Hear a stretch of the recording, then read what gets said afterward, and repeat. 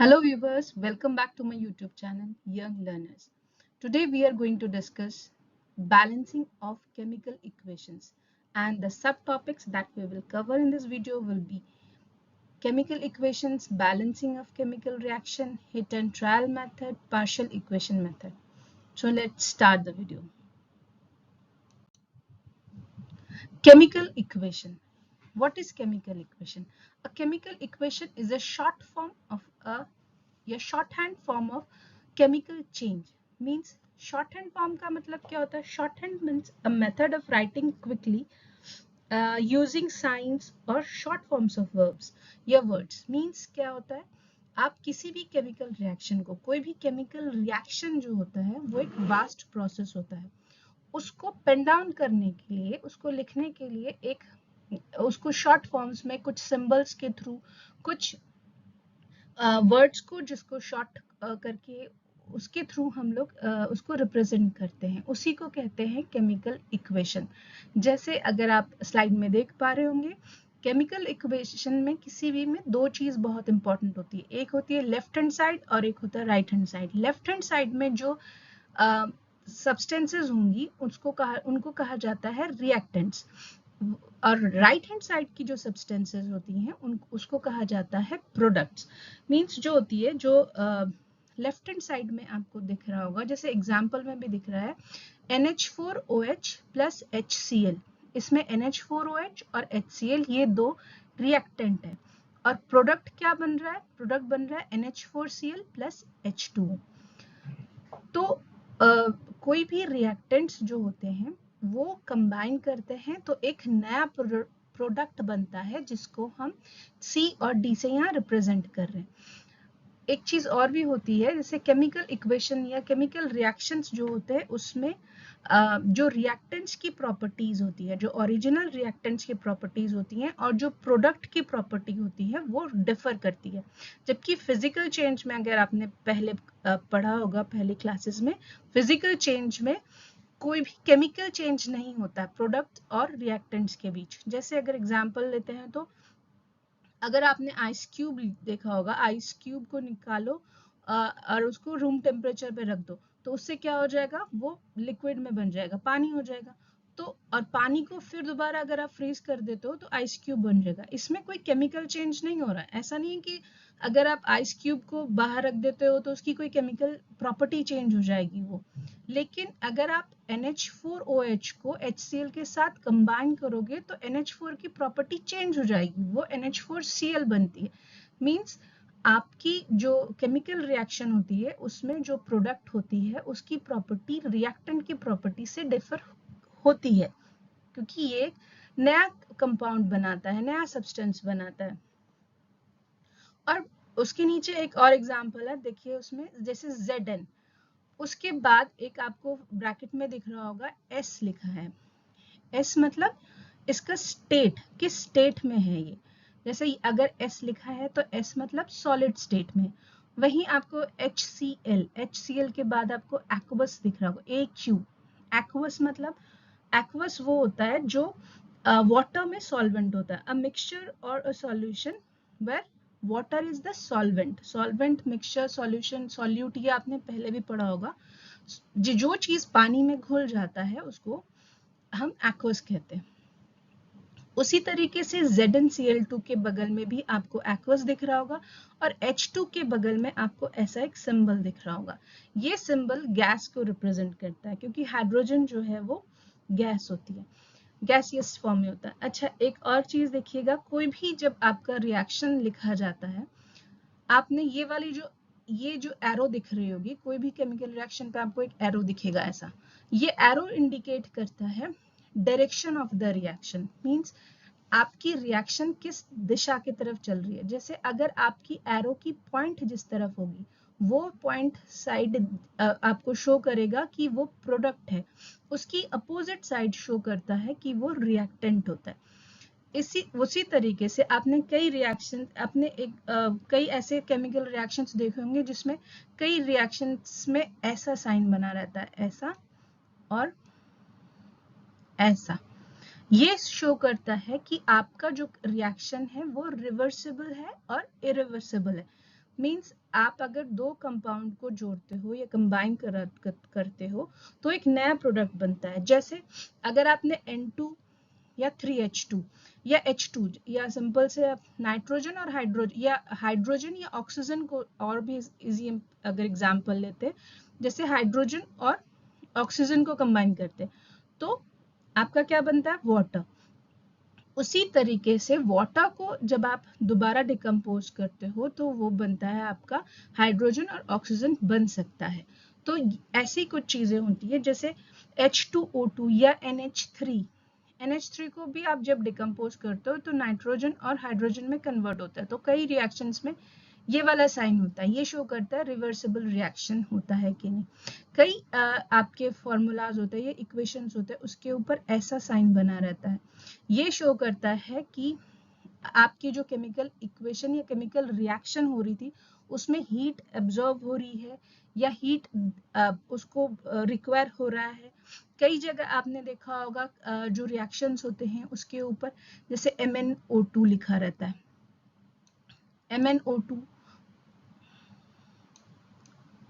MnO2 ऐसे लिखा रहेगा एरो के ऊपर, या PT लिखा रहेगा।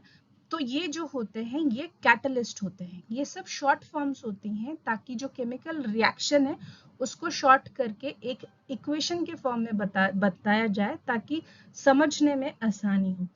और भी एक चीज होती है, जैसे अगर आप कोई भी रिएक्शन देख रहे हो जिसमें अगर जैसे ये है, ये यहाँ आप NH4Cl में देखिए तो यहाँ आपको 4 जो है ये नीचे दिख रहा होगा, ये जो 2 है ये नीचे दिख रहा होगा। ये क्या होता है, इनको कहा जाता है सबस्क्रिप्ट। कोई भी नंबर अगर किसी भी एटम के नीचे लगा रहा है, जैसे हाइड्रोजन इज एलिमेंट और उसके नीचे अगर ये 4 लिखा है, H के नीचे यहाँ 2 लिखा है, तो ये इसको कहा जाएगा सबस्क्रिप्ट। और यहीं अगर आप यहाँ 2 लिख देते हैं तो उसको कहा जाता है कोफिशिएंट। इसको कहा जाता है सबस्क्रिप्ट, अब इसको कहा जाता है कोफिशिएंट। और आपकी जो ये जो होती है जैसे जिंक और HCl, ये होती है स्टार्टिंग सब्सटेंस। जो रिएक्टेंट्स होते हैं उनको हम स्टार्टिंग सब्सटेंस भी कह सकते हैं क्योंकि यहीं से रिएक्शन शुरू होती है। और जो प्रोडक्ट्स होती है, ये जो प्रोडक्ट्स होते हैं उसको होगा the substances that are formed at the end और एज अ रिजल्ट। जब रिजल्ट होती है, जो भी फॉर्म होता है, जो भी सब्सटेंसेस कोई भी केमिकल रिएक्शन के बाद फॉर्म होती है उसको हम प्रोडक्ट कहते हैं। तो अब हम पढ़ते हैं, यहाँ तक तो आप समझ गए होंगे शायद। अब हम देखेंगे आगे एग्जाम्पल्स ऑफ केमिकल इक्वेशन। अब जैसे मैंने बताया कि एक केमिकल इक्वेशन होती है, उसमें रिएक्टेंट्स होते हैं, उसमें प्रोडक्ट्स होते हैं। कई बार ऐसे होता है कि टू रिएक्टेंट्स होते हैं वो एक प्रोडक्ट बनाते हैं। जैसे अगर आपको एग्जाम्पल में देती हूँ तो सपोज एक एग्जाम्पल लेते हैं, बहुत इजी सा कॉमन सा एग्जाम्पल लेते हैं, जैसे H2। यहाँ आप देखिएगा H2 प्लस Cl2,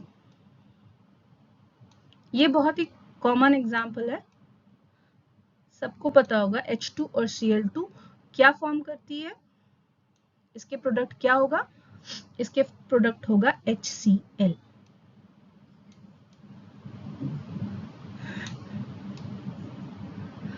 HCl।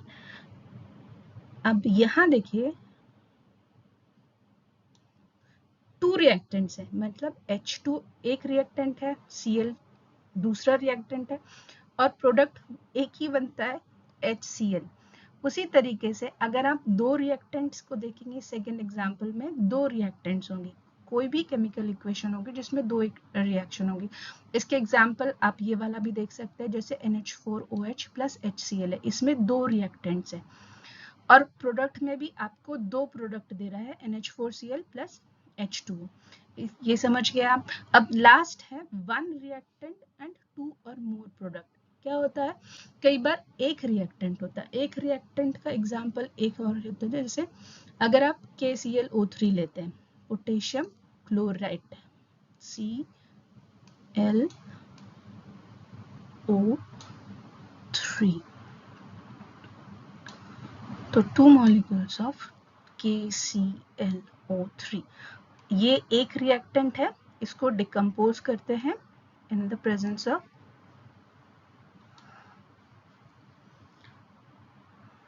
अब ये फॉर्म करता है 2 मॉलिक्यूल्स ऑफ KCl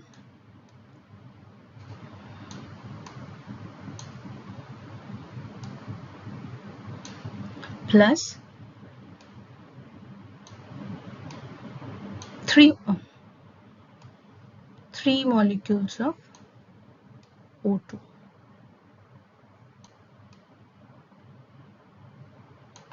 अब इस रिएक्शन में देखिए 2 molecules of KClO3 अगर वो डिकम्पोज होता है तो दो प्रोडक्ट बनते हैं, एक होता है KCl और एक होता है ऑक्सीजन। तो एक रिएक्टेंट अगर डिकम्पोज होता है, ये एक रिएक्टेंट से भी केमिकल इक्वेशन होती है जिसमें मोर देन 2 या 2 प्रोडक्ट्स बनते हैं, कभी कभी 2 रिएक्टेंट्स से भी प्रोडक्ट बन सकते हैं। तो अभी शायद आप इतना तो केमिकल इक्वेशन के बारे में समझ गए होंगे कि केमिकल इक्वेशन होता क्या है और उसको लिखा कैसे जाता है। अब हम नेक्स्ट स्लाइड की तरफ बढ़ते हैं। नेक्स्ट स्लाइड है बैलेंसिंग ऑफ इक्वेशंस। अब केमिकल इक्वेशन क्या होता है वो तो हम समझ गए। अब बैलेंसिंग ऑफ इक्वेशन, बैलेंस शब्द से ही समझ में आता है कि कोई भी चीज, जैसे आपने तराजू देखा होगा, बैलेंस, उसमें देखा होगा दोनों साइड जब बैलेंस होता है मतलब बराबर होता है, तो भी वैसे ही केमिकल इक्वेशन में होनी चाहिए कि आपकी दोनों sides means the number of atoms of each element of the reactant should be equal to the number of atoms of each element in the product side. Means left hand side और right hand side में जितने भी number of atoms होंगी each element की, वो equal होगी। ऐसे तो बैलेंसिंग ऑफ इक्वेशंस आपको एग्जाम्स में पूछे जाएंगे कि कोई भी इक्वेशन को बैलेंस कीजिए। तो बैलेंस करने के बहुत सारे प्रोसेस होते हैं, मेथड्स होते हैं, बट जनरली दो जो मेथड्स होते हैं वो बहुत इंपॉर्टेंट होता है। एक होता है हिट एंड ट्रायल मेथड, दूसरा होता है पार्शियल इक्वेशन मेथड। अब आप ये पूछ सकते हैं कि हम बैलेंस करते क्यों हैं। हम बैलेंस कोई भी इक्वेशन को इसलिए करते हैं क्योंकि हर केमिकल इक्वेशन को the law of conservation of matter जो प्रॉपर्टी है उसको फुलफिल करनी जरूरी होती है। अब what is law of conservation of matter? Matter is neither created और नॉट डिस्ट्रॉयड। ये जो एक प्रॉपर्टी है ये हर केमिकल इक्वेशन को साबित करनी होगी। जैसे अगर आप एक एग्जांपल हम देखते हैं, जैसे एक एग्जांपल लेते हैं, जैसे CH4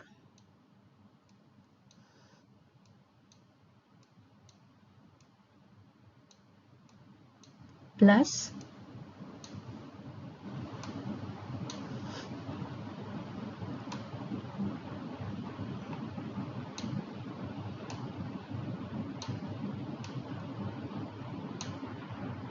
it gives CO2 plus 2 molecules of H2.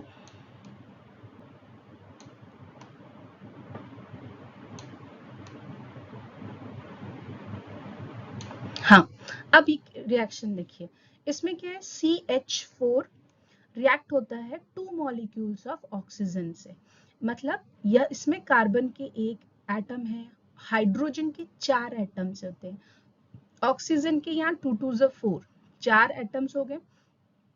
जब ये रिएक्शन होता है तो आप ये चीज देखो कि अगर सपोज हम अभी फिलहाल एक एलिमेंट लेते हैं, सपोज ये H को ही अभी आप कंसिडर करो कि यहाँ कितने एटम्स है हाइड्रोजन के? 4।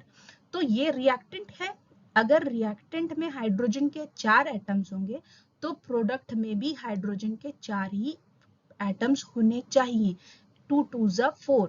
अगर ये यहाँ 4 होता और ये यहाँ 5 होता तो ये रिएक्शन बिल्कुल भी नहीं सेटिस्फाई करता रूल को, और ये आपका एक नॉन बैलेंस या बैलेंस इक्वेशन नहीं कहलाता, क्योंकि आपकी बैलेंस इक्वेशन में आपको दोनों तरफ कोई भी नई जो आपकी एटम्स हैं वो नाइदर डिस्ट्रॉय होगी और ना ही इंक्रीज होगी। मींस अगर हाइड्रोजन के 4 एटम्स हैं तो प्रोडक्ट में हाइड्रोजन के 4 एटम्स ही होने चाहिए, ना ही वो 5 हो सकते हैं और ना ही वो 3 हो सकते हैं। तो इसीलिए बैलेंस इक्वेशन को बैलेंस करना बहुत इंपॉर्टेंट होता है और एक इम्पॉर्टेंट स्टेप है, मेथड है आपकी केमिस्ट्री में। अब पहले जैसे मैंने बताया बैलेंस करने के 2 प्रोसेस होते हैं, एक होता है हिट एंड ट्रायल मेथड। अब हिट एंड ट्रायल मेथड क्या होता है? हिट एंड ट्रायल मेथड में होता है it consist of counting the number of atoms of each element on the reactants and products side and trying to equalize the number. जैसे अगर हम एक और एग्जांपल को कंसिडर करते हैं, सपोज एक एग्जांपल लेते हैं जैसे 2NH3, ये भी एक बहुत कॉमन एग्जांपल है।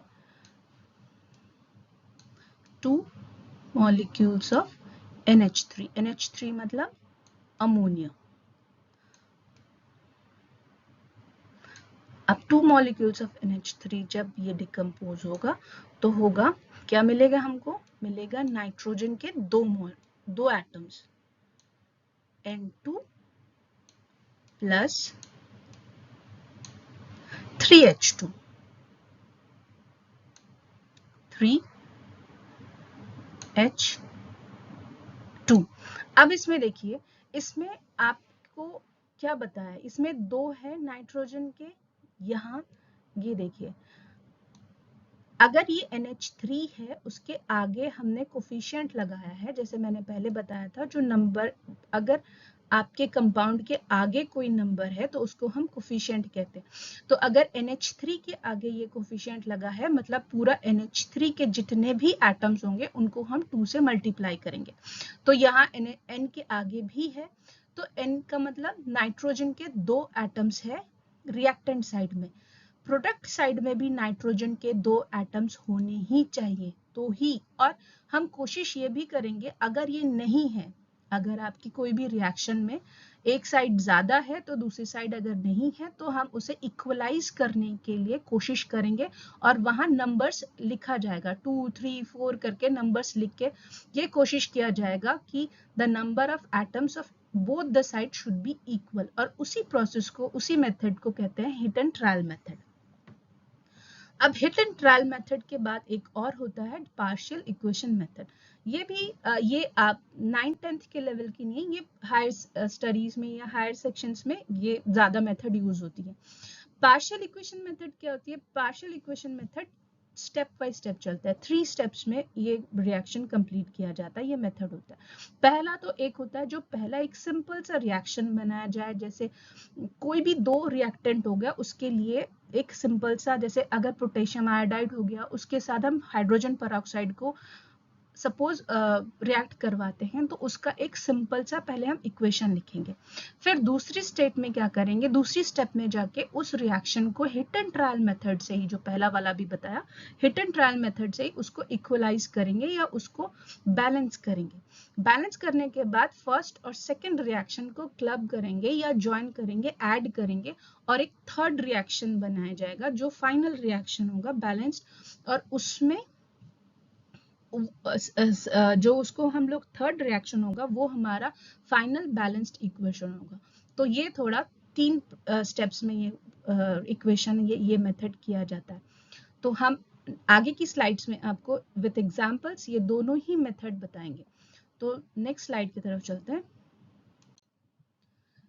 इसमें देखिए hit and trial method. Hit and trial method मैंने जैसे बताया कि इसमें आपको यहाँ दिख रहा होगा कि Zn दिख रहा है, Zn के नीचे यहाँ मैंने इसको आपको इजी करने के लिए ये बताया है। आप कोई भी, जब आप शुरू में कोई भी रिएक्शन बैलेंस करने के लिए अगर आपके क्वेश्चन में आता है तो आप उसके नीचे ऐसे ही ब्रैकेट बना के द नंबर ऑफ एटम्स को लिख लिया कर ले। उसको अगर आप लिख लेंगे तो आपको उसको ये चेक करने में आसानी होगी कि कहीं कोई रिएक्शन या कोई एटम्स ज्यादा तो नहीं रह गया या कम तो नहीं हो गया, तो आपको बैलेंस करने में आसानी होगी। तो ZnSO4 के केस में हमने क्या किया, Zn का एक एटम है, सल्फर का यहाँ एक एटम है, क्योंकि सल्फर का एक एटम है। ऑक्सीजन का यहाँ कितने हैं? O4, मीन्स ZnSO4 का जो कंपाउंड है उसमें हर एक एलिमेंट, ये देखिएगा कि ये एक कंपाउंड है, ZnSO4 एक कंपाउंड है, इसमें Zn एक एलिमेंट है, सल्फर एक एलिमेंट है, ऑक्सीजन एक एलिमेंट है, तो इनके नंबर्स पहले लिख लिए थे। उसके बाद जैसे Na भी एक एलिमेंट है जिसके नंबर ऑफ एटम्स है 1। उसी तरीके से ऑक्सीजन इज एन एलिमेंट, उसका एटम है 1। हाइड्रोजन में भी एक एलिमेंट है जिसका एटम है 1। तो यहाँ हम ऐसे लिख लेते हैं। और अब प्रोडक्ट में देखते हैं, प्रोडक्ट में क्या हो गया। यहाँ देखिए NaK की कितने एटम्स दिखा रहे हैं, इसमें है 2। पहले केस में यहाँ था Na के कितने एटम्स थे, 1, यहाँ हो गए 2। इसका मतलब क्या है, ये इक्वेशन बैलेंस नहीं है, क्योंकि दोनों साइड आपको number of atoms should be equal, तो ये इक्वेशन बैलेंस नहीं है। तो हम इस इक्वेशन को बैलेंस करेंगे। बैलेंस करने के लिए सबसे पहले ये होगा, यहाँ Na के 2 एटम्स है, यहाँ तो ऑब्वियसली 1 है, तो यहाँ हम 2 लिखेंगे। अगर आप यहाँ 2 लिखते हैं तो number of atoms of Na will be 2। उसी हिसाब से यहाँ भी अगर आप यहाँ पहले 1 था ऑक्सीजन का एटम, अब कितना हो गया, ये इसके साथ मल्टीप्लाई होगा तो 2 हो गया। अब इसको जब आप एक वो लिख लेते हैं, जैसे एक बार फिल कर लेते हो, तो जो प्रीवियस वाला है इसको फिर इसको ध्यान मत दीजिएगा, इसको रब कर लीजिएगा या इसको पेंसिल से कीजिएगा, ताकि शुरू में इनिशियली आप कंफ्यूज ना हो जाए, बाद में तो आपको आदत पड़ जाएगी, समझ जाएंगे। तो अगर आप अब जो सेकंड स्टेप में देखिए, अब क्या हो गया, सेकंड स्टेज पे हो जाएगा ऑक्सीजन की यहाँ 2 होगा, 1 के जगह 2 एटम्स हो जाएंगे, और हाइड्रोजन की भी यहाँ 2 हो जाएगी। यहाँ हो जाएगा सल्फर का 1। अभी तक ये भी हुआ कि यहाँ सल्फर का कोई चेंज नहीं हुआ, तो सल्फर का 1 मतलब सल्फर बैलेंस्ड है। अब है ऑक्सीजन की बारी। ऑक्सीजन में यहाँ 4 है, और भी देखिए Zn भी 1 है, Zn इज इक्वल टू 1, यहाँ भी Zn 1 है, तो Zn भी इक्वल है, Zn को लेके परेशान होने की जरूरत नहीं है। अब हमने यहाँ क्या हुआ, OH के नीचे 2 है, मीन्स ये सबस्क्रिप्ट है, ये जो 2 है ये भी इसके साथ मल्टीप्लाई होगा, यहाँ क्या होगा, 2 molecule 2 atoms of oxygen, oxygen की 2, उसी तरीके से हाइड्रोजन की भी 2। तो ऑक्सीजन की टोटल कितनी हो गई, ये वाला 2 प्लस ये वाला 4, इन दोनों को यहाँ बीच में किसका साइन लगा है, प्लस का, तो हम क्या करेंगे, इसको ऐड करेंगे, तो 4 + 2 = 6। यहाँ कितना है ऑक्सीजन का, 2। अभी फिलहाल नया केस, जब ये पहले तो 1 था, अब नेक्स्ट केस में यहाँ कितना हो गया, 2, और यहाँ कितना है, 4, तो 4 + 2 6, तो नंबर ऑफ ऑक्सीजन यहाँ कितने हो गए, 6। ऑक्सीजन के यहाँ 6 ऑलरेडी है। अब नंबर ऑफ हाइड्रोजन यहाँ कितने हो गए, यहाँ है 2, और यहाँ कितने हाइड्रोजन हो गया है, 2। तो अब हाइड्रोजन भी ये बैलेंस हो गया है, ऑक्सीजन भी बैलेंस हो गया है, सल्फर ऑलरेडी बैलेंस था ही, और Zn भी बैलेंस हो गया। तो अब जाके ये रिएक्शन जो होगा वो बैलेंस होगा। तो हिट एंड ट्रायल मेथड में आप यहाँ ट्राई करते रहेंगे कि ये नंबर्स जो होते हैं, आप नंबर कोफिशिएंट जो है वो आप चेंज करके ये अश्योर करेंगे कि दोनों साइड्स के जो नंबर ऑफ एटम्स है वो इक्वल है कि नहीं है। अगर नहीं है तो आप उसको ट्राई करते रहेंगे, अगर इक्वल है तो आपका रिएक्शन बैलेंस हो गया। अब मैं इसको जो रब करके आपको दिखाती हूँ कि बैलेंस्ड इक्वेशन क्या रह जाएगी।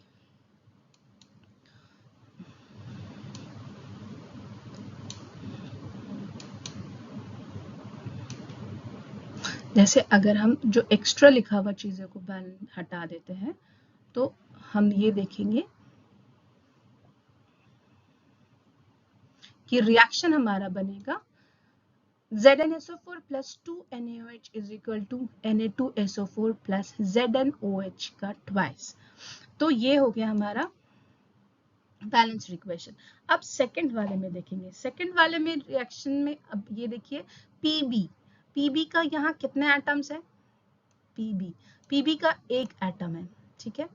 नाइट्रोजन, मैंने पहले भी कहा, अगर आपके ऐसे कोई मॉलिक्यूल है जिसके बाद सबस्क्रिप्ट में अगर आपको 2 लिखा है तो इसके साथ इंडिविजुअली हर एटम को मल्टीप्लाई करेंगे। तो नाइट्रोजन भी यहाँ मल्टीप्लाई होगा तो नाइट्रोजन के यहाँ 2 हो जाएगा, ऑक्सीजन यहाँ मल्टीप्लाई होगा तो ऑक्सीजन के यहाँ 6 हो जाएगा। उसी तरीके से दूसरा जो रिएक्टेंट है जैसे ये वाला है NaCl, NaCl में Na कितने एटम्स है? 1। Cl का कितना एटम है? 1।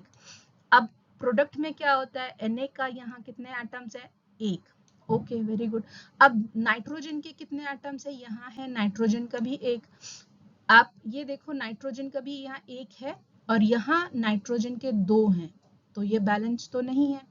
एक और चीज है, यहाँ Cl2 है और यहाँ आपके Cl का कितना है? 1। इसका मतलब ये बैलेंस नहीं है, तो आपको बैलेंस करना है। बैलेंस करने के लिए क्या करेंगे? सबसे पहले आप कोई भी रिएक्शन जब बैलेंस करते हो ना, सबसे पहले प्रोडक्ट के साथ उसको टैली कर लिया करो, वो सबसे इजी। इसके लिए कोई ट्रिक या कोई अलग से वो नहीं होना, मत कीजिएगा। सबसे बेस्ट तरीका है आप प्रोडक्ट्स को टैली कर लो, ऐसे ही नंबर्स को अच्छे से ऊपर जैसे ये लिखा हुआ है बॉक्स में ऐसे बना लो कहीं या रफ में कहीं कर लो, वो आपको बैलेंस करने में बहुत ईजी होगा। अननेसेसरी ट्रिक्स के साथ मत खेलिएगा क्योंकि वो आपको उलझा देगा, आपको सही उसमें नहीं होगा। Cl2, PbCl2, जो ये Cl2 है, आप यहाँ देखो, यहाँ Cl का 1 है, यहाँ Cl का 2 है, तो आप सीधे सीधे अगर 1 है तो उसको डबल करना है Cl2, तो यहाँ 2 लिखेंगे। तो अगर हम यहाँ 2 लिखेंगे तो ये Cl2 हो जाएगा। अब ये कट के यहाँ कितना हो जाएगा? Cl का 2। अगर ये Cl2 का यहाँ Cl हो गया, यहाँ भी हो गया, उसी तरीके से ये तो हो गया आपका Cl2 हो गया, बैलेंस हो गया। अब यहाँ 2 लगाने से Na का भी यहाँ 2 हो जाएगा क्योंकि ये इसके साथ मल्टीप्लाई होगा, लेकिन हमारा इस केस में तो Na सिंगल एटम है, तो हमको यहाँ भी 2 करना पड़ेगा ताकि Na के जो एटम्स है वो इक्वलाइज हो जाए।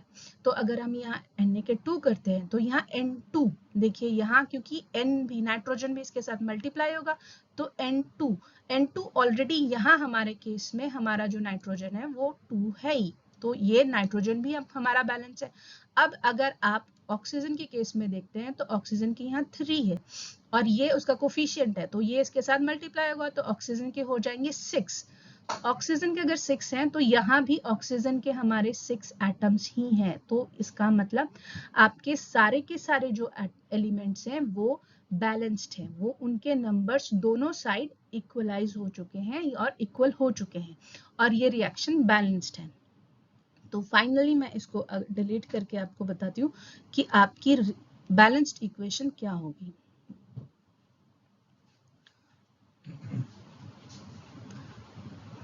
और एग्जाम में जो फाइनल आप आंसर लिखेंगे वो इसी फॉर्म पे लिखेंगे, जैसे PbNO3 plus 2 NaCl it gives 2 NaNO3 plus PbCl2।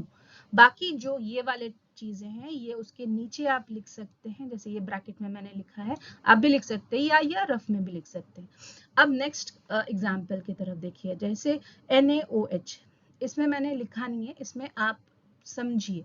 Na का इसमें कितना है?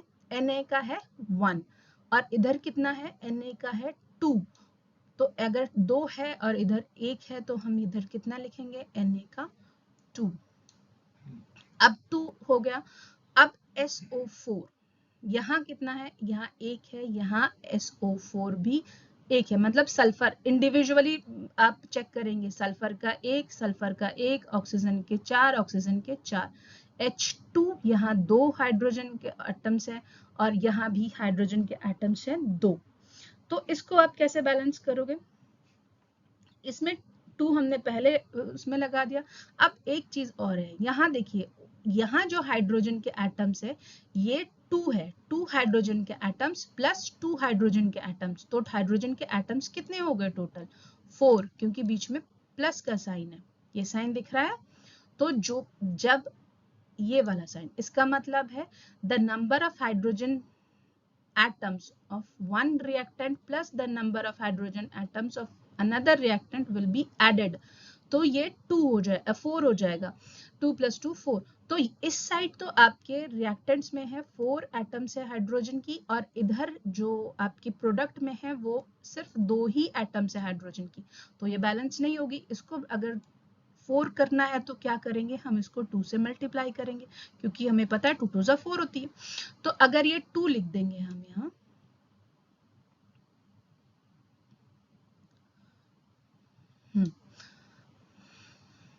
तो अगर हम 2 लिख देते हैं तो अब ये इक्वेशन बैलेंस हो जाएगी, क्योंकि यहाँ भी 4 है, यहाँ भी 4 है, Na का भी, सोडियम के भी 2 एटम्स है, यहाँ भी सोडियम के 2 एटम्स है, ऑक्सीजन के 4 एटम्स है, बोथ द साइड्स, वो भी इक्वल है।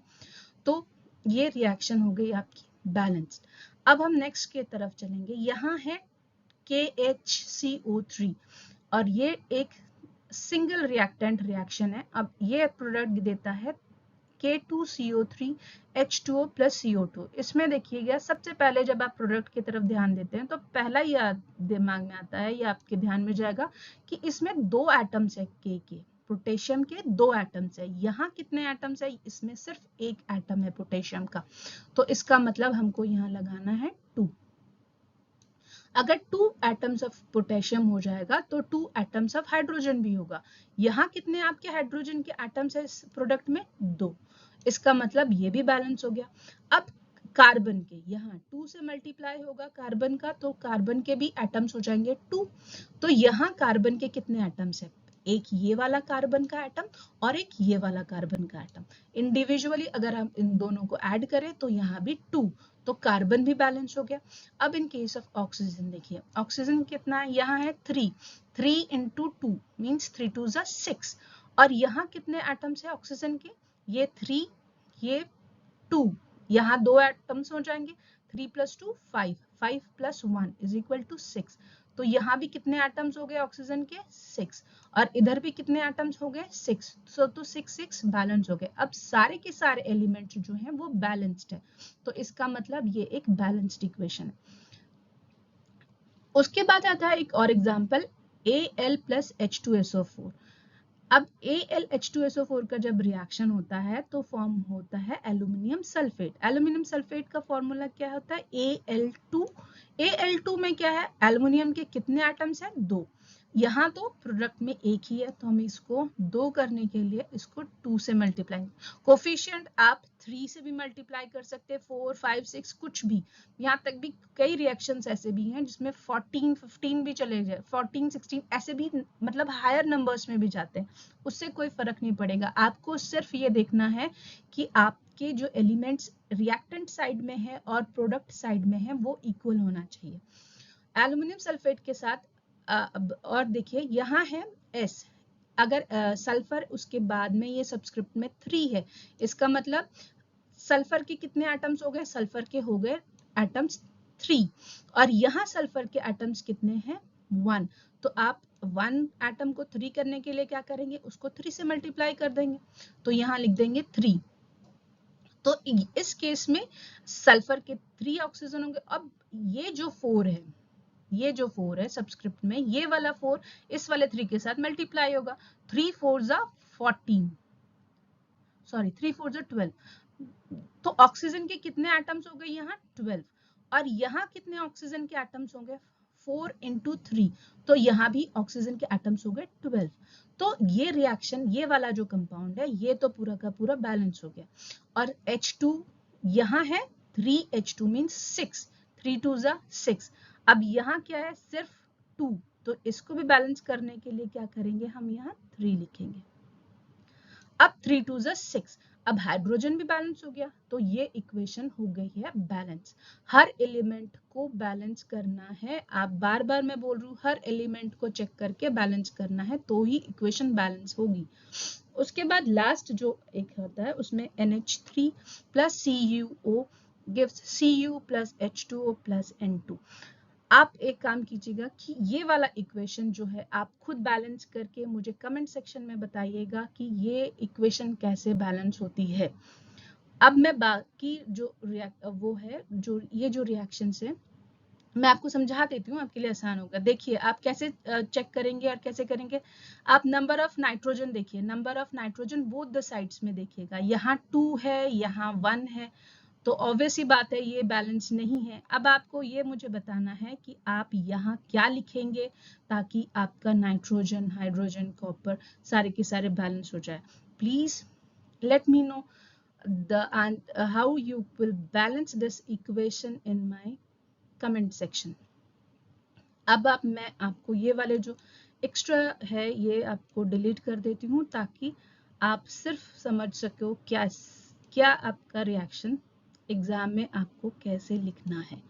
आपको एग्जाम में जो भी कैलकुलेशंस है वो शो नहीं करनी है। आप सिर्फ कैलकुलेशंस के बगैर आपके जो कोफिशिएंट होगा कोई भी कंपाउंड के आगे उसको ही शो करेंगे। अब ऐसे ही शो किया जाएगा एग्जाम्स में। तो ये हो गया आपका हिट एंड ट्रायल मेथड से। आई होप आपको समझ में आया है। अब हम चलते हैं नेक्स्ट स्लाइड की तरफ जो है partial equation method. Partial equation method देखिए ये क्या होता है। इसमें मैंने जैसे पहले बताया ये स्टेप बाय स्टेप मेथड में चलता है। मींस इसमें 3 स्टेप्स मेनली इंपॉर्टेंट होती है। कोई भी रिएक्शन जैसे पहले केस में अगर हम देखें पोटेशियम आयोडाइड के साथ हम लोग रिएक्ट कर रहे थे, पोटेशियम आयोडाइड, और किसके साथ रिएक्शन कर रहे थे, H2O2, यहाँ 2 हाइड्रोजन पेरोक्साइड के साथ। तो H2O2 के साथ जब रिएक्ट करते हैं तो सबसे पहला स्टेप आता है H2O2, ये डिकम्पोज होता है वाटर और नेसेंट ऑक्सीजन में। नेसेंट ऑक्सीजन मतलब जो इसकी एलिमेंट्री फॉर्म, मतलब O ऐसे generally O2 O plus O2 होता है, वो मॉलिक्यूल फॉर्म होता है। एलिमेंट्री फॉर्म में एलिमेंट वाला सिंपल वो।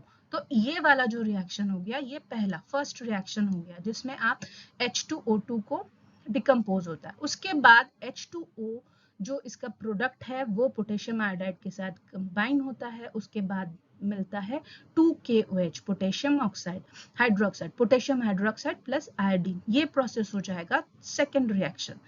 उसी तरीके से थर्ड फाइनल ये वाला जो आपका रिएक्शन होगा ये होगा आपका बैलेंस्ड इक्वेशन और ये फाइनल होगा।